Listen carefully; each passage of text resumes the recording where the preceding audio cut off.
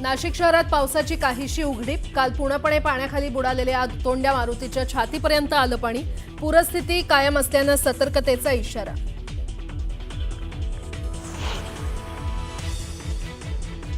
जळगावातील पाचोरा, भडगाव आणि चाळीसगावला अतिवृष्टीचा तडाखा। अतिवृष्टीमुळे गिरणा नदीला पूर। धरणातून 60,000 क्युसेकनं पाण्याचा विसर्ग।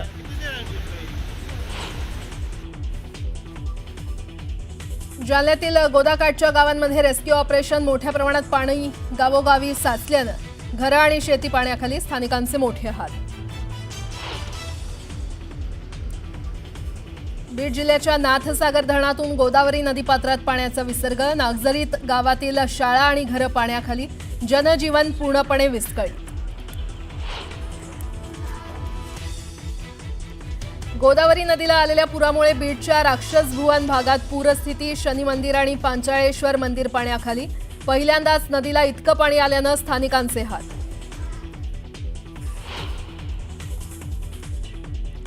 बीडच्या आष्टीत मुसळधार पावसाचं थैमान। 13 जणांची सुखरूप सुटका। एनडीआरएफच्या मदतीनं रेस्क्यू ऑपरेशन सुरू।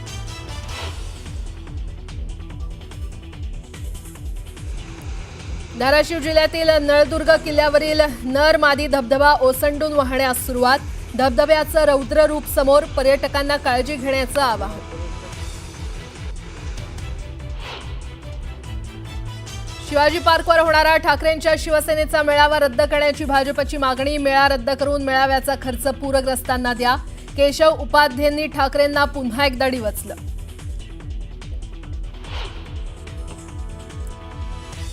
आशिया कपच्या फायनलमध्ये भारतीय संघानं पाकड्यांना चारली धूळ। 9व्यांदा आशिया कप विजेता होण्याचा भारतीय संघाला मान। देशभरात जल्लोषाचं वातावरण।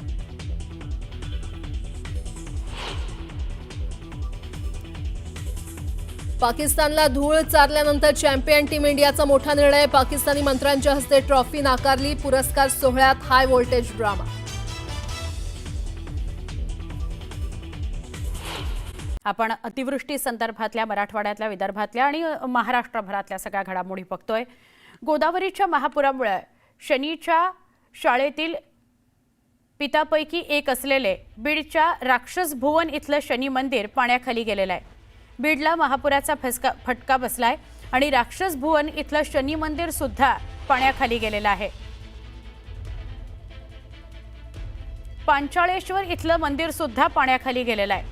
गोदावरी नदीपात्रात 3 लाख क्युसेक वेगानं पाणी सोडण्यात आलंय। त्यामुळे गोदाकाठच्या अनेक भागात पूरपरिस्थिती निर्माण झालेली आहे आणि यातच शनीचं मंदिर सुद्धा पूर्णपणे पाण्याखाली गेलेलं आहे। फक्त मंदिराचा झेंडा वर बघायला मिळतोय। हे शनी मंदिर आहे आणि शनी मंदिर राक्षस भुवन इथलं हे शनी मंदिर। जर कोणी या राक्षस भुवन इथल्या शनी मंदिरात गेलं असेल तर लक्षात येईल। तर हे शनी मंदिर पूर्णपणे पाण्याखाली आहे। त्याचा फक्त एक झेंडा वर दिसतो आहे आणि पांचाळेश्वर मंदिर सुद्धा पूर्णपणे पाण्याखाली गेलेलं आहे। भयावह दृश्य आहेत ही बीडमधली। बीडच्या अनेक भागात परिस्थिती गंभीर आहे। तर नाशिक शहरात पावसानं उघडीप दिली आहे। गोदावरी नदीच्या पाणी पातळीत मात्र घट झालेली बघायला मिळते आहे। काल संध्याकाळी बुडलेल्या दुतोंड्या मारुतीच्या छातीपर्यंत पाणी आलं होतं। आता हे पाणी थोडं ओसरलंय असं दिसतंय। पूरपरिस्थिती मात्र कायम असली तर गोदाकाठावरील सगळ्या मंदिरांना पुराच्या पाण्याचा वेढा कायम असलेला बघायला मिळतोय। रामकुंड आणि लक्ष्मणकुंड पूर्णतः पाण्याखाली गेलेला आहे। दुतोंड्या मारुतीच्या छातीपर्यंत पाणी आलंय। गोदाकाठचा पूर ओसरलेला नाही। खरं तर गोदावरी नदीपात्रात पुन्हा एकदा पाण्याचा विसर्ग सुरू आहे। त्यामुळे हा प्रवाह किती वेगवान आहे आणि कशी दुथडी भरून ही नदी वाहते आहे। रामकुंड लक्ष्मणकुंड दिसेनासं झालेलं आहे आणि मारुतीच्या छातीपर्यंत पाणी आलेलं आहे हे आपल्याला बघायला मिळत आहे। नाशिकमधली ही दृश्य आहेत। अनेक मंदिरं, छोटी छोटी मंदिरं आजूबाजूला आपल्याला बघायला मिळतात या परिसरात, पण ती सगळीच पाण्याखाली गेली आहेत। अतिवृष्टीमुळे अनेक ठिकाणी नागरिक अडकलेत। प्रशासनानं तत्परतेनं पूरग्रस्त नागरिकांची सुखरूप सुटका केली। नगर जिल्ह्यात तर हेलिकॉप्टरच्या माध्यमातून रेस्क्यू करण्यात आलं।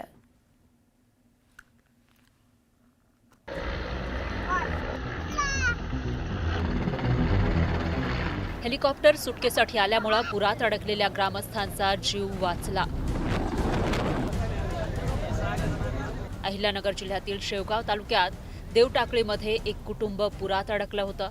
त्यांच्या सुटकेसाठी प्रशासनानं तातडीनं हेलिकॉप्टर मागवून पूरग्रस्तांची सुटका करत त्यांना सुरक्षित स्थळी नेलं.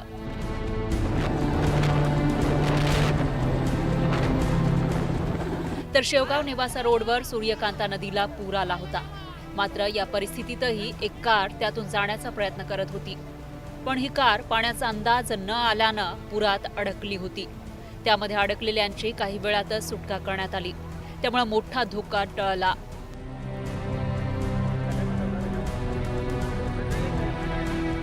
राहुरी तालुक्यातील टाकळी या गावातील नाग ओढ्याला आलेल्या पुरामुळे 10 आदिवासी कुटुंब पाण्यानं वेढले गेले होते. ग्रामस्थांनी दोरीच्या सहाय्यानं त्यांना बाहेर काढून सुरक्षित ठिकाणी हलवलं.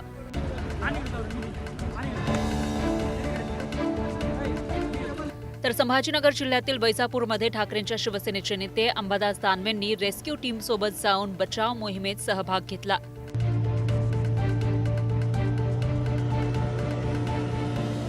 हडस पिंपळगाव इथले गणपत निघोटे पुरामुळे अडकले होते. त्यांची रेस्क्यू टीमनं सुटका केली.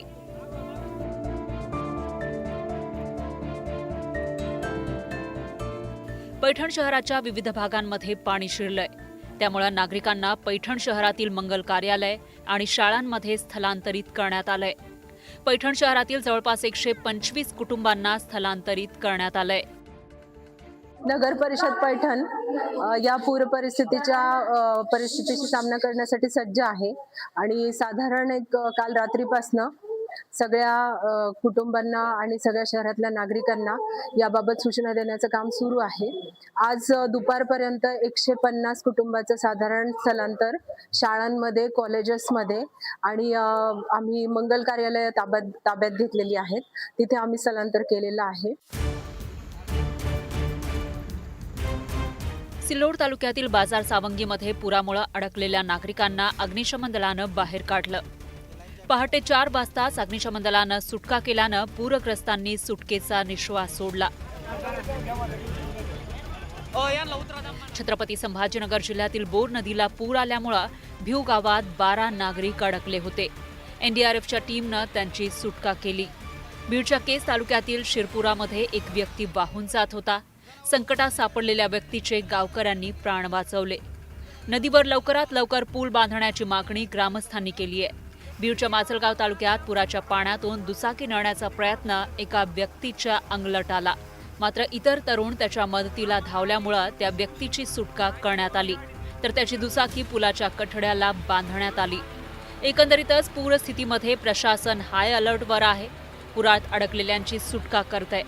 मात्र नागरिकांनीही या परिस्थितीमध्ये दुस्साहस करून त्यांचा जीव धोक्यात घालू नये. Bureau report, news 18 Lokmat.